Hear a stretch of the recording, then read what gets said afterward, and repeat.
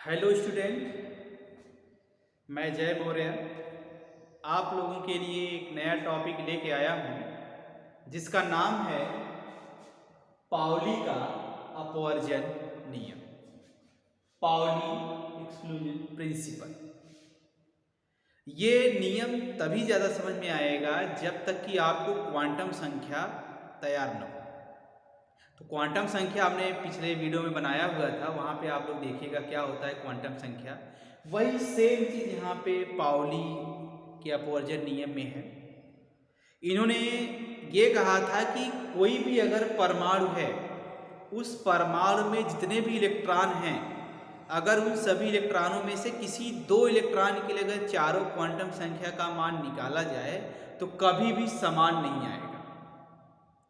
तो क्वांटम संख्या क्या होता है, आप पिछले वाले वीडियो में जाइए, वहाँ पे देखिए और समझिए। वही सेम चीज़ है। अगर क्वांटम संख्या समझ में आ गया तो पाउली का नियम कुछ नहीं है, बहुत ही आसान है। इन्होंने दो कथन कहा था। पहला इन्होंने स्टेटमेंट ये कहा था कि किसी परमाणु में किन्हीं दो इलेक्ट्रॉनों के लिए चारों क्वांटम संख्या का मान समान नहीं हो सकता।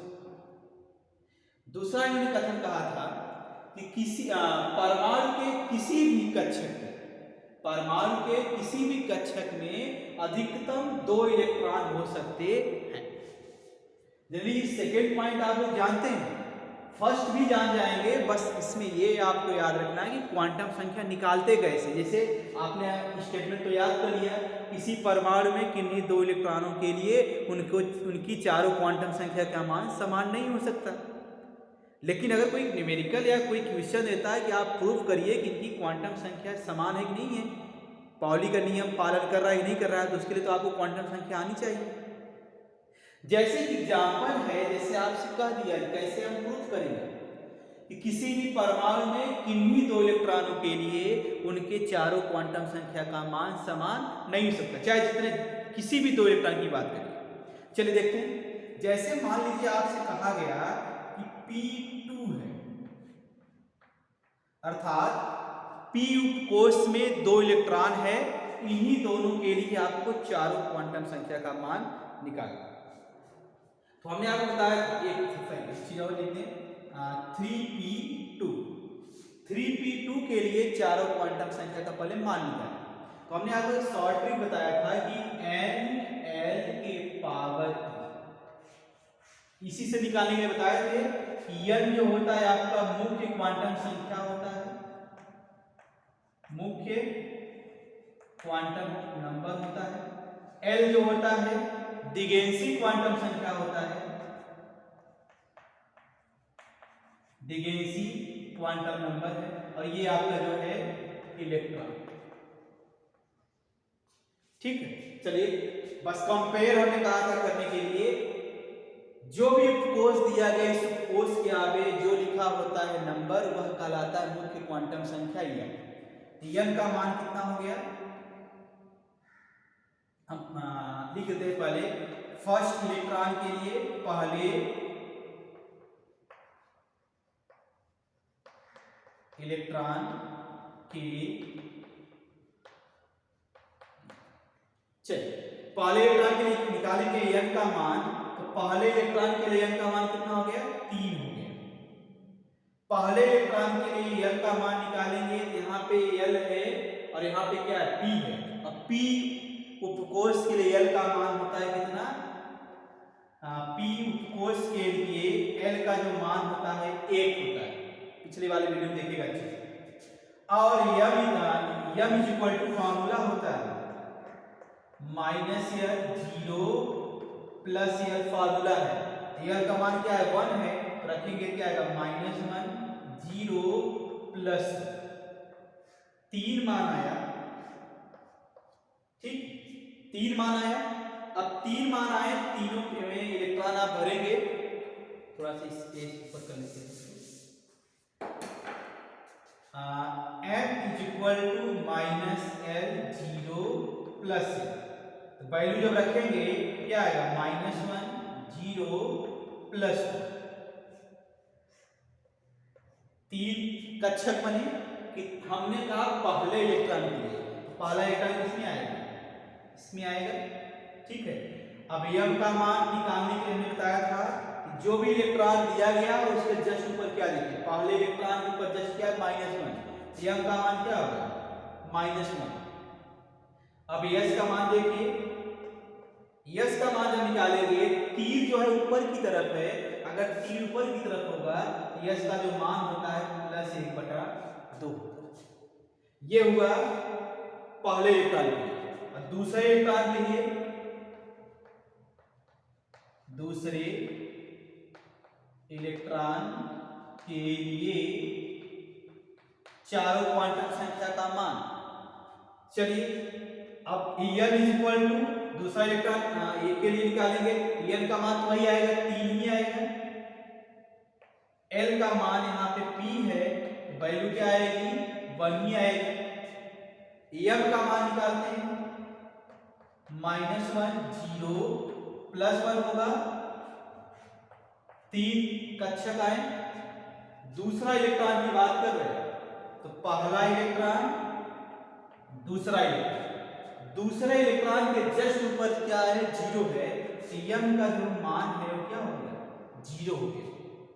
और तीर ऊपर की तरफ है इसलिए s का जो मान होगा +1/2 +½ तो चलिए कंपेयर करते हैं।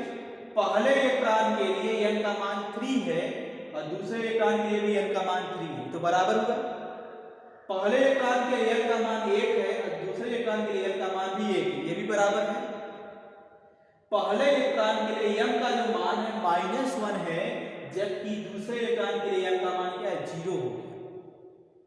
और पहले इलेक्ट्रॉन के लिए s का मान +½ और दूसरे के लिए +½ है। देखा जाए तो ये m का जो मान है पहले और दूसरे इलेक्ट्रॉन के लिए क्या है अलग है, यही तो नियम है पाउली का। पाउली ने ये कहा कि किसी परमाणु में किन्हीं 2 इलेक्ट्रॉनों के लिए चारों क्वांटम संख्या का मान समान नहीं हो सकती।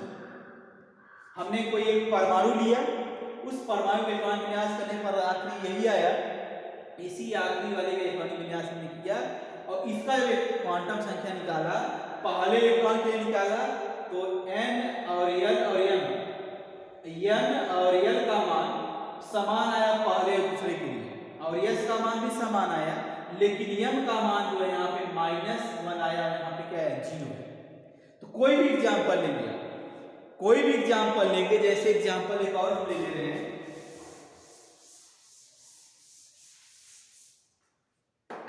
जैसे मान लीजिए 3d5, इसमें अब 4th इलेक्ट्रॉन के लिए मान लीजिए सेकेंड इलेक्ट्रॉन के लिए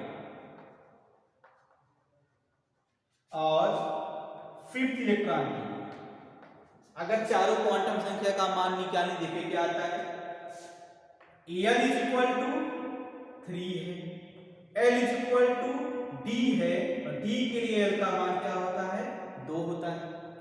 M का मान निकालेंगे -2 -1 0 +1 +2 प्लस 1 2 3 4 5 कक्षक आए। किसकी इलेक्ट्रॉन की बात करें, दूसरा, पहला इलेक्ट्रॉन, दूसरा इलेक्ट्रॉन,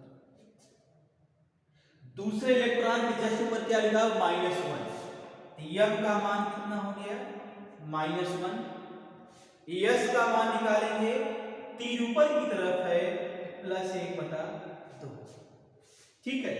चलिए पांचवें इलेक्ट्रॉन की बात कर रहे हैं, n का मान जो है 3 हो गया, l का मान d है, d के लिए क्या होता है 2 होता है, m का मान -2 -1 0 +1 +2 होता है। 5 मान आए, 1 2 3 4, पांचवें इलेक्ट्रॉन की बात कर रहा है, पहला इलेक्ट्रॉन, दूसरा, तीसरा, चौथा, पांचवा इलेक्ट्रॉन ये है, इसके जस्ट ऊपर क्या है +2 है, तो पांचवें इलेक्ट्रॉन के लिए वैल्यू क्या हो गई m की +2 और s की वैल्यू क्या है +1/2। अगर 3 नीचे होता तो -1/2। तो देखिए n का मान 3, l का मान 2 और s का मान +8। n और l और s का मान समान है, लेकिन m का मान जो है दूसरे इलेक्ट्रॉन के लिए -1 है और m का मान क्या है, m का जो मान है यहाँ पे पांचवें इलेक्ट्रॉन के लिए +2 आया। तो चारों क्वांटम संख्या का मान समान नहीं है, 3 क्वांटम संख्या का मान समान है, लेकिन m का मान चौथे का क्या है अलग है। एक एग्जांपल और लेते हैं।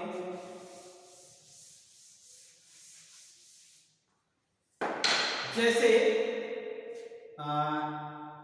3p5 है, इसमें कहा जाए कि फर्स्ट इलेक्ट्रॉन के लिए निकालिए, ठीक, फर्स्ट इलेक्ट्रॉन के लिए और फिफ्थ इलेक्ट्रॉन के लिए क्वांटम संख्या का मान प्रूफ करिए कि पाउली का नियम पालन कर रहा है कि नहीं कर रहा है। तो चलिए पहले इलेक्ट्रॉन के लिए निकालेंगे, n=3 n=p है, इसलिए क्या आएगा, p के लिए l का मान 1 होता है, m का मान -1 0 +1 3 मान है। फर्स्ट इलेक्ट्रॉन की बात करें तो पहला इलेक्ट्रॉन भर दीजिए, 3 ऊपर की तरफ है तो m का मान पहले इलेक्ट्रॉन के लिए क्या हो गया -1 और s का मान क्या आएगा, 3 ऊपर की तरफ है +1/2 +8। पांचवें इलेक्ट्रॉन की बात करें, पांचवें इलेक्ट्रॉन की बात करें तो n का जो मान होगा वह 3 ही होगा, l का जो मान होगा p और p के लिए l का मान 1 होता है, m का मान जो होगा -1 0 +1 3 मान आएगा, ठीक। पांचवें इलेक्ट्रॉन की बात कर रहा है तो पहला इलेक्ट्रॉन, दूसरा, तीसरा, चौथा, पांचवा। अब पांचवा इलेक्ट्रॉन यही है, देखिए ये जो है पांचवा इलेक्ट्रॉन है। अब पांचवें इलेक्ट्रॉन के ऊपर क्या है 0, m का मान पांचवें इलेक्ट्रॉन के लिए क्या हो गया 0 और तीर नीचे की तरफ है, इसीलिए s का मान पांचवें इलेक्ट्रॉन के लिए क्या हो गया -1/2। बहुत ही आसान है। अब देखिए n=3 n=1 n=1 दोनों का मान समान है, लेकिन पहले इलेक्ट्रॉन के लिए m का मान -1 है और पांचवें इलेक्ट्रॉन के लिए m का मान क्या है 0 है।